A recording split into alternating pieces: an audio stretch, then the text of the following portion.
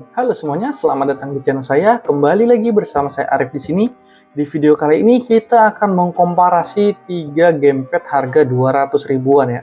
Nah, jadi untuk penantang pertama ada si game Cernova Lite, kemudian ada Rexus Asta GX150, dan yang terakhir ada si Vantex Shooter 3 WGP13S. Nah, jadi nanti bakal kita mendang-mendingin kira-kira mana nih yang terbaik menurut kita ya. Tapi disclaimer dulu, ini semua adalah penilaian dari saya pribadi ya. Jadi kalian mungkin bisa tarik kesimpulan sendiri dan kalian silahkan aja beli sesuai dengan kebutuhan kalian deh. Oke, sebelum kita lanjut, buat kalian yang belum subscribe dulu channel ini biar channel ini semakin berkembang ya guys ya. Langsung aja kita bahas mulai dari kelengkapannya dulu cuy. Nah, untuk si game Cernova Lite ini kita dapat gamepadnya, kemudian kita dapat dongle, dan juga ini adalah barang yang tidak dimiliki dari kedua pesaingnya tuh, yaitu hardcase ya. Nah, jadi hardcase ini fungsinya lumayan berpengaruh besar ya apabila kita mau bepergian menggunakan tas, koper.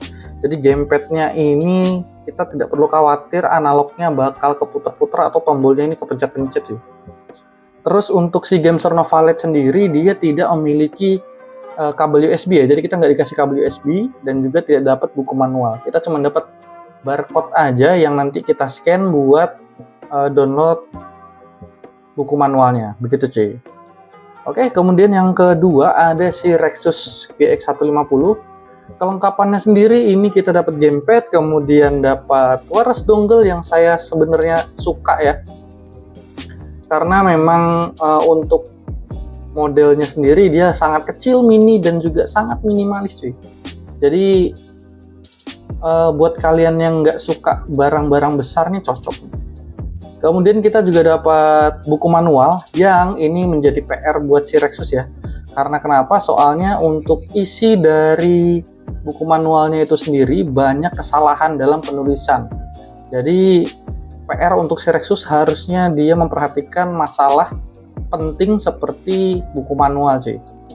Kemudian kita juga dapat USB cable ya di paket pembeliannya. Lanjut kita bahas si Vantex Shooter 3 WGP13S. Ini adalah pendatang yang paling baru ya. Nah, untuk kelengkapannya sendiri kita dapat gamepadnya, kemudian kita dapat wireless dongle 2,4 GHz yang ini luar biasa sempurna ya. Jadi ini ada yang Type C dan juga Type A, tapi kalian tetap harus nyoloknya pakai Type C-nya ini karena modulnya ada di dalam yang Type C ini. Jadi kalau kalian pakai dongle-nya yang ini aja nggak bakal bisa cuy. Jadi tetap harus dipakai. Nah, tetap dipasang ya. Kalau kalian mau pasang di HP, jadi tinggal cabut atau di switch, kalian tinggal gunakan aja si Type C-nya. Oke, kemudian kita juga dapat USB cable. Yang saya suka adalah dia senada warnanya dengan si gamepad-nya. Kalau warnanya hitam dapat hitam, yang putih dapat putih cuy. Terus kita dapat juga buku manual yang menurut saya sendiri terlalu simple ya. Harusnya dicantumkan aja untuk kombinasi-kombinasi tombol-tombolnya. Itu untuk menurut saya pribadi sih. Udah gitu aja sih untuk kelengkapannya si ketiga gamepad ini. Mungkin lanjut kita bahas ke desainnya ya. Nah, untuk desainnya sendiri saya juga heran kenapa si gamepad yang harganya 200 ribuan modelnya hampir mirip-mirip gitu ya. Jadi polosan aja model gamepadnya nih, kemudian ya desainnya minimalis, cuman ada finishing yang bertekstur kulit jeruk seperti ini ya. Terus di bagian belakangnya juga ada tekstur kasarnya seperti ini. Tidak ada embel-embel, ada tambahan karet-karet gitu buat grip atau apa gitu ya. Nah, cuman yang ini aja yang agak beda. Dia ada lekukan sedikit seperti si Sades Ryunix G80 ini, tapi ya ini bisa nyala cuy, ini LED. Ya mirip-mirip tapi nggak mirip sih, beda sih ya. Jadi nggak bisa kita bilang sama, dia hanya mirip saja sih. Terus untuk lokasi tombol-tombolnya itu nggak ada yang sama di sini ya. Tapi yang paling bagus menurut saya itu si Fantech, karena logonya nih berbentuk ya. Untuk tombol powernya berbentuk logo si Fantech. Jadi brandingnya bagus banget di Fantech ini menurut saya pribadi. Oke, lanjut kita bahas bobotnya dulu kali ya, karena ketiga gamepad ini bobotnya ada yang agak ringan dan ada yang sedikit berat cuy. Kita coba timbang satu persatu ya. Yang pertama kita coba timbang si Gamer Nova Lite dulu. Berapa beratnya? Beratnya itu ada di angka 202,6 gram. Kemudian yang kedua kita coba timbang Rexus Asta GX150. Beratnya di 190,6 gram ya. Kemudian yang terakhir kita coba timbang Fantech Shooter 3 WGP13S. Beratnya sama ya, 190,6 gram. Jadi untuk beratnya kedua gamepad ini sama, dan yang ini selisih 10 gram. Tapi emang terasa 10 gram tuh terasa, emang ini agak lebih berat cuy, terasa cuy. Lanjut ya, untuk yang berikutnya kita bahas pilihan warnanya nih. Nah, untuk Gamer Nova Lite dulu itu setahu saya cuma ada dua warna, yaitu warna ungu sama putih, yang analognya dia sama-sama ada aksen orange begini, ada aksen oranye gini ya.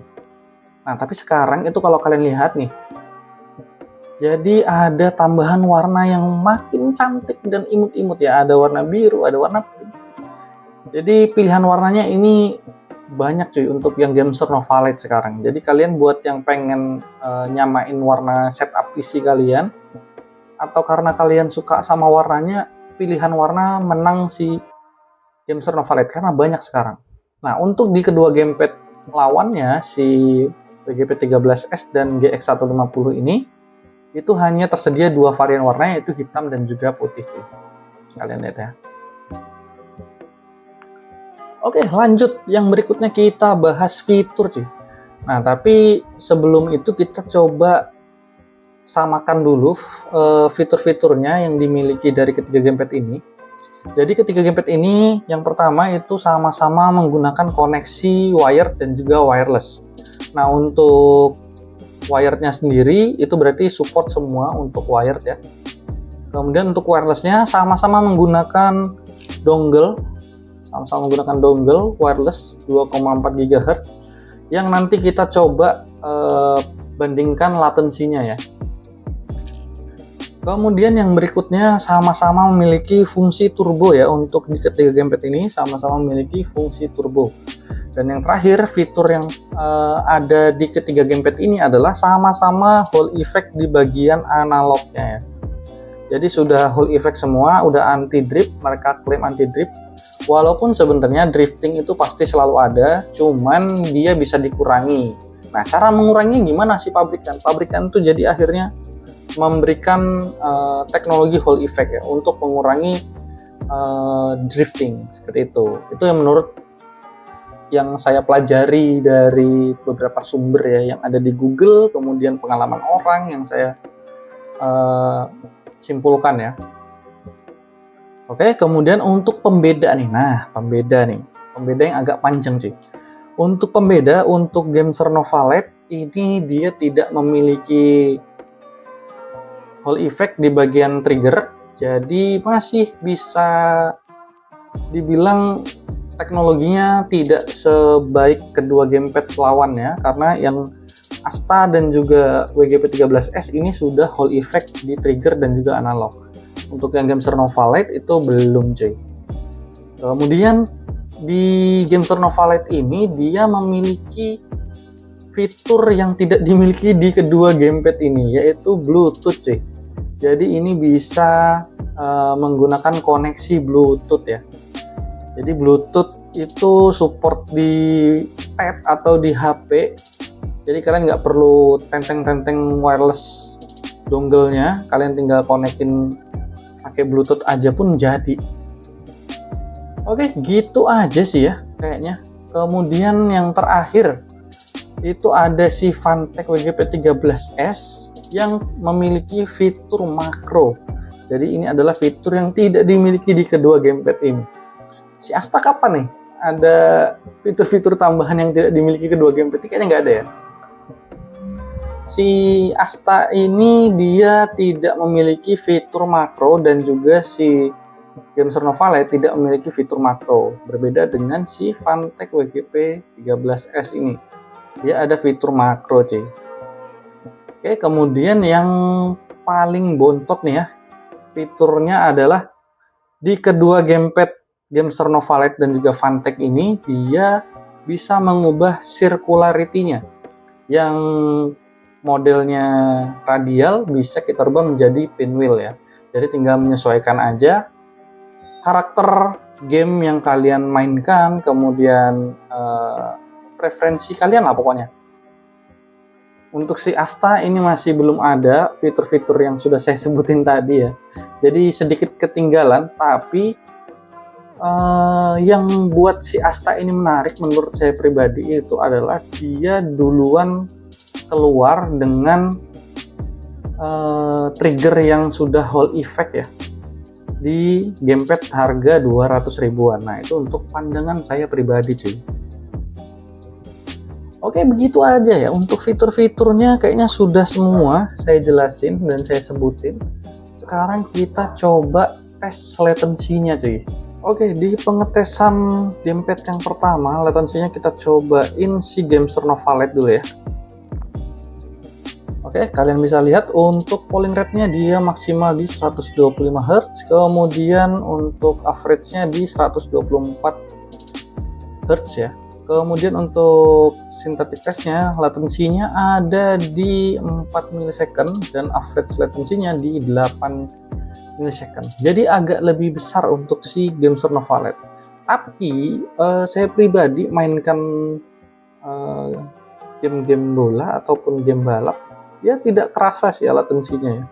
Jadi nggak begitu pengaruh sih angkanya ini, karena memang angka aja nih cuy. Kalau kalian main pakai gamepad ini juga pasti kalian nggak begitu ngerasain latensinya ya. Oke, yang berikutnya kita coba Rexus Asta GX150 untuk tes latensi dan juga polling rate-nya. Polling rate-nya di 1000 Hz dan rata-ratanya di 99,96 Hz. Dan latensinya ada di 1 millisecond cuy. Oke, jadi lumayan bagus, bukan lumayan lagi, ini udah bagus sekali cuy.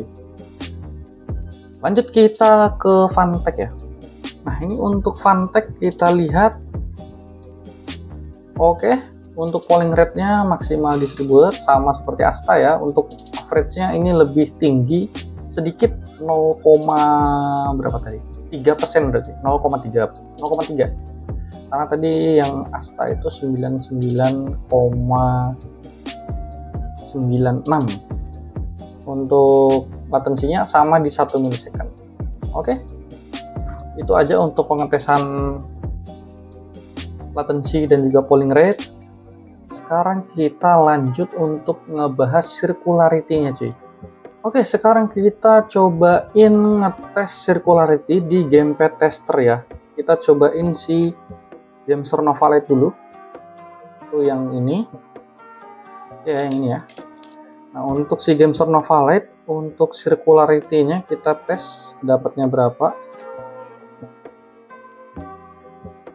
Oke, dia yang tipe radialnya di angka 2,8%. Sekarang kita coba untuk yang mode pinwheel-nya.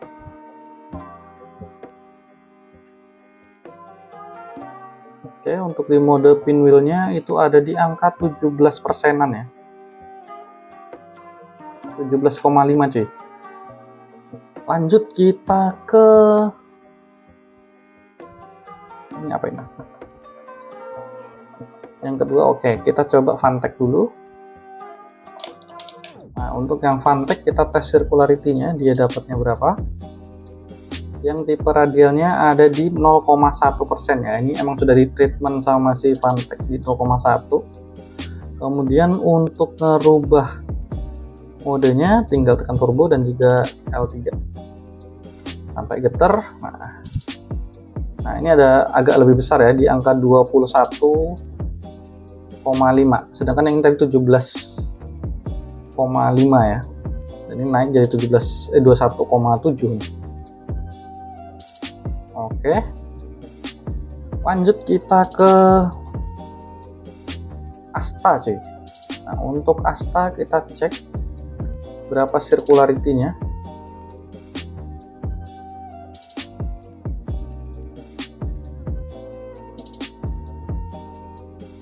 Oke, ada di 0, harusnya 0,0 ya. Ini mungkin butuh saya kalibrasi ulang dulu. Kita cek sebelahnya.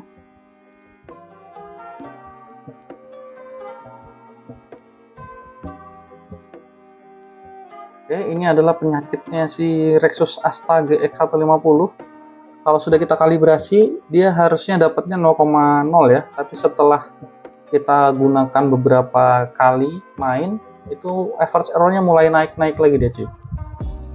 Saya juga nggak tahu kenapa. Terus ini nggak bisa kita rubah menjadi mode pinwheel ya. Walaupun saya sudah coba nih. Kita coba tombol turbo sama L3. Tidak ada apapun ya, jadi nggak bisa. Ya cuman tipe radial. Oke, terus kita coba tes untuk vibrationnya dari si Gemser dulu. Oke, terdengar sangat mulus dan kencang ya getarannya. FYI, ini udah mode paling tinggi semua untuk vibrationnya. Kemudian si Fantech, Fantech dia kenceng tapi halus. Kalian lihat aja getarannya beda kan. Ini tadi lompat-lompat sampai. Lanjut ke Asta cuy. Nah, ini tipikalnya mirip-mirip nih antara Gemser dan juga Asta nih. Oke, begitu aja ya untuk pengetesan di gamepad tester. Jadi kalian silahkan aja sesuaikan dengan kebutuhan dan juga karakter kalian ya di gamepad ini ya. Oke, gitu aja ya untuk bahasan kita mengenai ketiga gamepad ini. Jadi bagaimana menurut kalian? Kalau dari saya pribadi, sebenarnya tidak ada perbedaan yang terlalu jauh gitu ya, melampaui satu sama lain. Jadi semuanya mirip-mirip aja, cuman nanti kita sesuaikan dengan kebutuhan kalian. Kalau dari segi tombol-tombol aja ya, ini sebenarnya mirip-mirip aja cuy. Karena mereka juga sama-sama pakai membran, jadi saya heran juga kalau ada yang bilang ada beda ya. Mungkin di trigger, kalau trigger ini memang si Asta ini agak sedikit ringan, ini agak berat, dan ini lebih berat lagi cuy. Jadi springnya agak lebih berat si Gemser Nova Lite. Tapi dari segi-segi tombol analog ini mirip-mirip aja, identik sih. Cuman analog si Gemser Nova Lite ini sedikit lebih licin dan lebih enak dipakai ya. Ini menurut penilaian saya pribadi. Kemudian untuk di padnya sendiri, pembeda yang paling beda adalah si Fantech karena dia menggunakan yang 8 arah ya. Jadi bisa yang bagian samping sini karena dia modelnya yang bulat seperti ini cuy. Nggak cuman 4 arah navigasi aja.